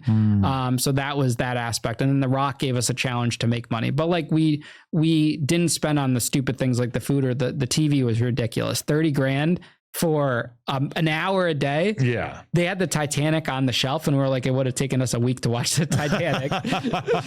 No, I was thinking that too. I'm like, you know, an hour a day. Cause they kept bringing stuff out, like even the library. And it's like, oh, I thought they were about to say you have access to it all the time. That's what I thought. And I'm like, oh, maybe I would pay for that. And then they're like an hour a day. I'm like, that. There's no and way. They kept trying to pit us against each other. Like we agreed that, okay, we would pay for the library if they offered it. But then they didn't offer the money aspect, you know, they just have it. So they get to know you. They're listening to everything. They're taking notes. Like they adapt. Like we talked about TV and movies the first week we were there, you know? Yeah. So we would throw out ideas. We said we would have paid money for like a gaming system. If we had like, imagine having like an Xbox or a PlayStation for an hour a day. Cause by day 60, you're fucking shot. Like it was tough. I could play Tetris like 8 hours a day. I'm not proud of that, and my thumbs will probably start to bleed, but like I actually, if there's a video game that I really like if you told, like my game of choice is online poker. If you gave me a laptop with online poker available, then I don't even care. I'll do 90 days standing on my head. That's no big deal. Yeah. That's just like, if it's the thing I really like, I don't care. My friends throughout my life have always made fun of me because they'll be like, you are the number one person that doesn't need anything besides like their phone or their laptop. Like I would get stuck in the airport in Spain on a layover and it would just be like, I don't care. I have my phone. So if I have Wi-Fi, I'm chilling. Yeah.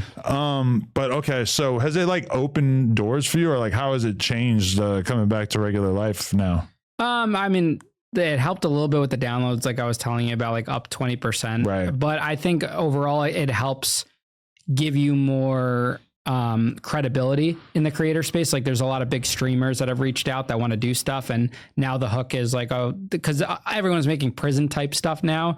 I saw one of the streamers, maybe FaZe Rug or something, is like 25 grand to go into a jail for 30 days. Oh, shit, I forgot. Really? I saw something, I commented, I was like, that's too cheap. Like, cause other people are paying more, but my point is bigger streamers have reached out to me and I can get them into jails that I speak in and stuff. Like maybe we could do something content wise, going on different podcasts, like the Iced Coffee, our podcast coming here.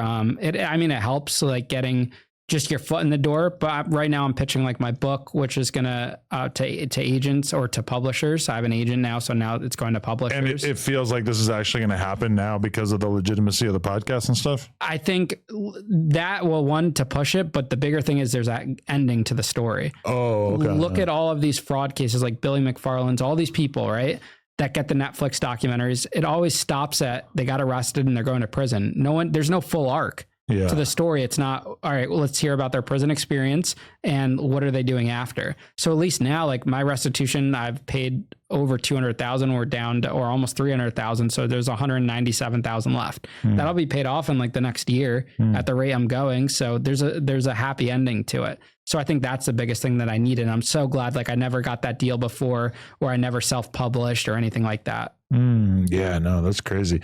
I mean, yeah, it is pretty wild that, the story is about a situation in which you end up in prison, and then somehow like the MrBeast prison video is kind of like you getting your comeuppance. It's an ironic ending. I had to go back to prison to repay the people that wanted me in prison in the first place.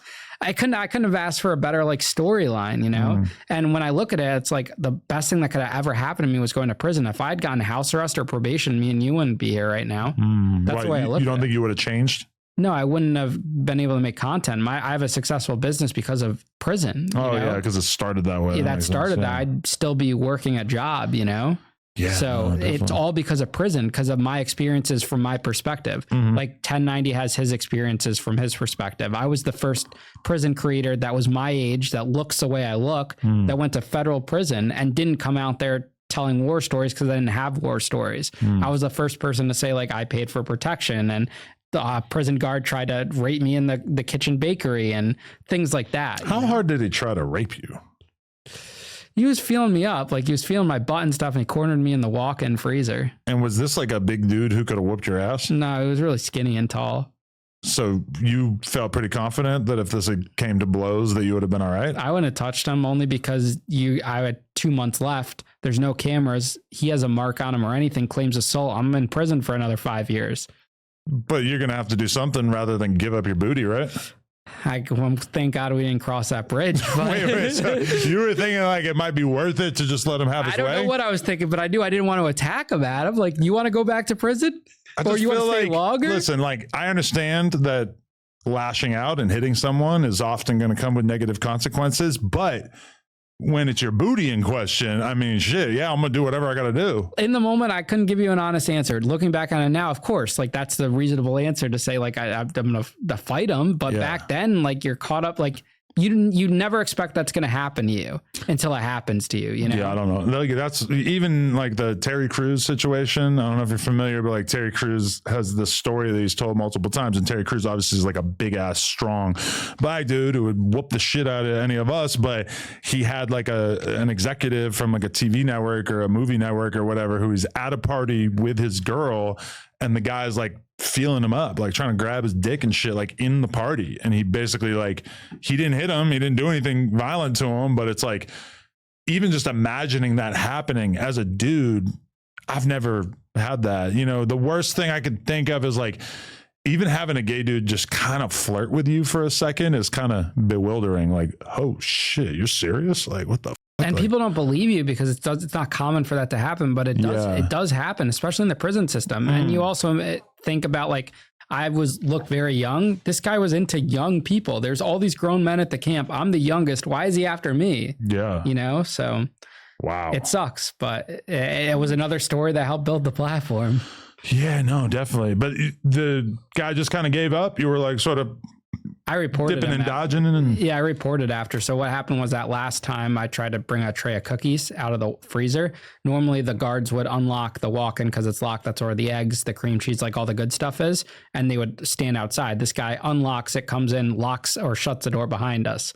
And then he stands in the door frame. So I have to physically rub my butt up against his groin with this tray of cookies. And that was the final straw. That's when I reported him. So he was going to ice rape you. Yeah, he was trying to get my buns. That's what everyone says. Because they called me McLovin in prison. See, I got the McLovin tat because they called me McLovin, and I got a portrait of him on my leg. But that's such like that's such a like dude who's in prison level joke. Yeah. He white. He got glasses. We're gonna call him McLovin. Yeah, they call me McLovin or Squints from The Sandlot. Oh, okay. Yeah. Damn, I'm still thinking about what I would do if this dude tried to rub up on me. Well, hopefully that never has to happen to you, Adam. Yeah, I'm gonna stay strapped so that if it does happen, that we could send him to meet his maker in this ice box. So what else you got planned right now? You're working on getting the book actually out to the people. Have you looked beyond the podcast? Does the podcast just like 100% have your focus, or is there like bigger projects that you want to do? What I've learned in life is like you have to stick to what you're really good at and just double down on that. There's so much more to do with the podcast. Like we're getting stricter on the interviews. Like I've added like a nice intro hook to my podcast that we're making it more quality and doing things like that. So I want to keep growing it on that level. We're talking about like expanding the studio where like we're renting out studio space to other people, building studio sets. There's the whole prison cooking competition that I was doing. It's called the Commissary Cook-Off. I know Steve will do it's doing something like that, but I had put it on YouTube years ago where it's like people are competing against each other to cook commissary food. That was one idea. There's so many spin-offs you could do with prison content, but it's also not necessarily my passion. And that's not something I was successful in. I need to stick to what I'm doing. Like the podcast pays the bills. The podcast brings me in revenue. I'm pretty decent at it. And that's what's growing. It's not me doing skits or me doing all these other things. Like what Warren Buffett says, you have to that the most successful people focus on like the 2 or 3 really good things they're good at, and they don't go on anything outside their circle. So I say no to way more things now, whereas the old Ian would say yes to everything, get in over my head. Now I'm just really dialed in, and like we're out here, we have a couple good interviews lined up for this week that I'm doing. And who you got out here? I'm doing the ex-president of the Hells Angels of Ventura, George Christie. I watched Vlad interview him. Okay. Yeah, he's great. We're doing Matt Boyer, who's the Tani case. Okay. He's going to prison for that whole Ohani or the baseball gambling thing. I don't know if you've seen that. I do not know about this. He was just on Soft White Underbelly too. Okay. And then we're doing Owen Hansen, who's got the Mark Wahlberg series coming out in a couple weeks. Nice. He'd be a great one for yours too. He was the California Kingpin kid. He went to USC for football and then started working with the cartel. Oh, okay. Nice. But you got to see the Matt Bauer thing. That's really hot right now. That's what's up. I should probably start doing more criminal stuff because the rapper shit is kind of drying up these days. People love it. And you interviewed my friend Johnny Mitchell. Yeah. I was going to mention that. Yeah, I used to run his TikTok and help build that. And then now Matt runs it for him. But I was his clipper before. Hell yeah. Because I used to have a bunch of clients when I started. I had a funny thing I had an OnlyFans at one point. You were doing actual content? Yeah, I was doing so when I first started the podcast, it wasn't like I wasn't monetized on YouTube or anything. I quit my job, maxed out 30 grand in credit card debt to live off of it. I'm driving Uber, doing DoorDash, working at this frozen yogurt shop, struggling to pay the bills. My friend was paying for my apartment for me and I would owe him the money he'd put on his credit card. Right. And I started on OnlyFans. I had like 6,000 Instagram followers. All my subscribers were all males, maybe a couple people that were curious, but I made like 20 grand almost in a couple months. Wow. And just not like doing content with other people, just doing solo stuff. Yeah. And it made good money. I wish I kind of could do it now, but I can't, like with brands and stuff. I don't know. Yeah. And after the MrBeast thing and everything, like it's not something I can really do. I have thought about it though, because like I have my following. If I made that much money with the little following I had now I have all these followers on Snapchat and Instagram and the podcast. Dude, I still get messages on my Snap.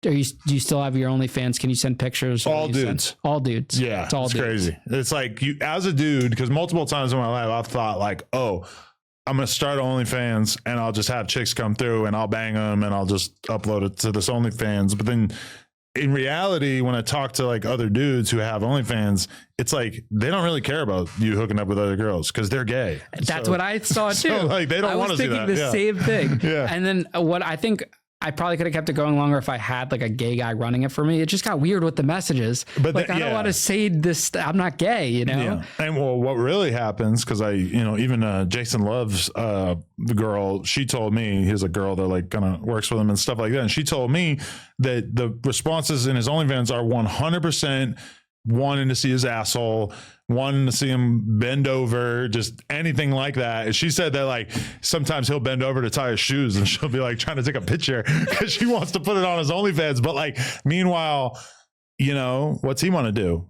Like a girl, maybe do like a solo jerk off thing or whatever. Like maybe your fans are into that, but like, they want to see you do some zesty shit. They want to see you keep pushing the envelope. And I know a dude who I'm pretty sure is straight, who has a kid. He's the homie. I've known him for a long time. I just seen him doing some gay shit on Twitter. I'm like, what the The problem is, as a guy, there's only so much content you could do. How many times can you jerk off? Yeah. How many times can you do this? Whereas if you're doing boy-girl content, it's endless because there's so many different things, different women. Yeah. But with a guy, you're in a certain field unless you bring another man into the picture. And I was not doing that. Yeah. But it helped pay the bills, and it's a part of the story, I did what I had to do. So is your income like mostly AdSense, or you have sponsors on the podcast as well? So when I first started, it was mostly AdSense, but I actually licensed out 90% of my YouTube to help pay off my credit cards when I started, build the studio, buy the gear, buy out some partners I had took on along the way. You licensed it out for like, how does that work? 5 years. So there's like these European type, like investment firm types things, where you can give them your back revenue and future revenue for X amount of years and do a deal. So now I only get 10% of my revenue each month. The YouTube pulls in about 15 to 20 grand a month. Okay. Where I'm really strong in right now is Spotify and Apple, that they have a new program now that competes with YouTube. My Spotify last month brought in almost 20 grand. Really? Just off of that. That's not selling ads. You just push your fans to Spotify? Spotify, Apple, and YouTube. Okay.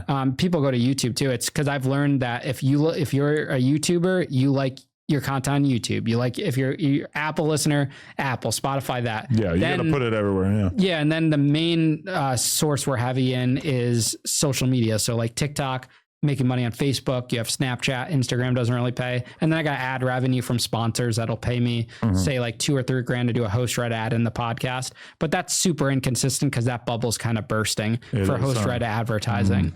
But luckily like Spotify and that their new program, it literally competes with YouTube revenue. But so, okay, the investment that you got, they gave you what, and you gave them what exactly? So they gave me my deal. Look, I did 2 separate deals. The first one was for 50%, and then the second one was for 40%. And they just gave you money each time? Yep, in a lump sum payment, just like how MrBeast wired me money. They wire you the money. They're connected. They take your AdSense, like it's their AdSense on your YouTube channel. And so this entitles them to take 90% of your AdSense as well as the other forms? No, just YouTube. Just YouTube AdSense? Yeah. Oh, okay. Just YouTube. And for the X amount of term. And when that expires, I can either redo a deal, which the perk of doing a deal is if I got demonetized tomorrow and shut down, I already got paid. I don't owe any of the money back. Okay. So they do a big due diligence process. They're taking the risk, but I've been able to grow it. So like when I did the first 50%, I think I was making like 10 grand a month or whatever just from that.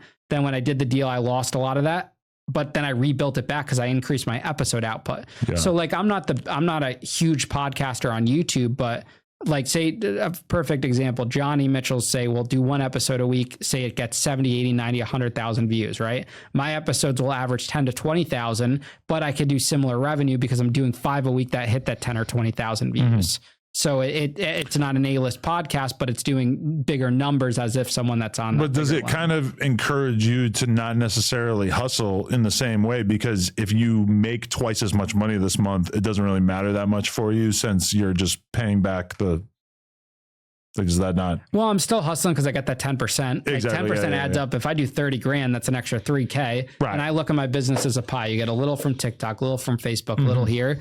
Every dollar counts. But also there is on the last deal I did with them for that other 40% I did, there's a bonus. So if I hit X amount, I'll get X amount before the term ends. Okay. So I'm hustling for that bonus. And I want it to look good too. Whenever I do a podcast with someone or anything, I always look at their YouTube because there's so many people that say, I have a podcast. You go to their YouTube, it has 100 views and 100 followers. Yeah. Anyone can have a podcast, but if they're producing good YouTube quality, have the following and everything, that's normally a telltale sign they're legit. So if you finish this contract, which how many more years do you have left on it? I have 4 more years, 3.5. So by the time you hit the end of this contract, if you have paid off all of your debt and your restitution and everything, would you see yourself doing it again? I've thought about it because not doing it, you make more money not doing it, obviously, because they have to make money. Yeah.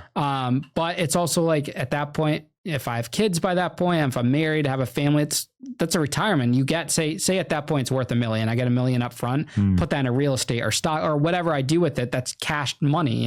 You're getting that up front, but you also need doesn't make sense to take all that money if you're not doing anything smart with it, because then you're getting screwed on the taxes aspect. At least when I got this money from these, I had a lot of write-offs with building the studio, the gear, buying out partners, because I did a lot of bad deals, giving up equity when I first started just to try to find my way. And now I finally own 100% of my podcast. But for the longest time, I was giving up like 40, 50, 60% of my business to investors that just weren't moving the needle for me. Yeah, I just had so many questions because I know like Vlad and Flacco have like considered doing this in the past. So you're the first person I've met who actually did it. So I was very intrigued. The process is so smooth. Like I was shocked. I was like, this got to be a scam. Like Adam, I filled out their online thing. They gave me 5 different levels, like 1-year deal, 2-year deal, 3-year deal for 10%, 15, all the way up to 50%. And they give you the amounts. I agreed to X amount. They send a contract. 2 weeks later, they send the money wired to your bank account. All legit. It's pretty cool. They're the real deal. Yeah. So, it benefited someone like me who had no cash flow. Yeah. Do I wish I did it now? Maybe not, only because I love that like revenue each month, but it's also like they held me down when I needed it. So it's my job to perform too, and that YouTube, the more I build it up, the more it'll be worth in a few years time anyways. Definitely. No, I'm glad that you had such a good experience with it though, for sure. Because I've never really thought about it. Yeah, if anything, I feel like I grew my business kind of slowly because of the fact that we were forced to grow on the basis of just the money that we were bringing in. And in retrospect, like, who knows if, you know, now the internet feels like it's very much solidified, but what if in 2018 or 2019, I had got 100 grand and was able to kind of use that to build up what we were doing before a lot of our competitors did. Who knows what kind of position that might have got us in. And maybe it's like, hey, I want to go open a restaurant or something, or a condo or something. I can use this money, get paid, do that. And you're starting to plan your exit while producing content. So that's something to think about too. Now that you have a kid and, you know, everything, you know, it's always something to think about in the future. For sure. All right. So, Ian, tell them where they should go to observe your content if they haven't seen it yet. So just ianbick.com is the easiest way. I got everything linked there: Spotify, Apple, YouTube, everything. It's all in one spot. For sure. All right. Appreciate it, man. You having me, man. Thanks for coming through. Yeah. Thanks for having me, bro. My guy, Ian Bick. He's Bick accessible. It's an inside joke. Sorry. No Jumper, coolest podcast. Like, comment, and subscribe. Check out his channel. Ian Bick with the Blick. Awesome. Appreciate you, man. Appreciate you.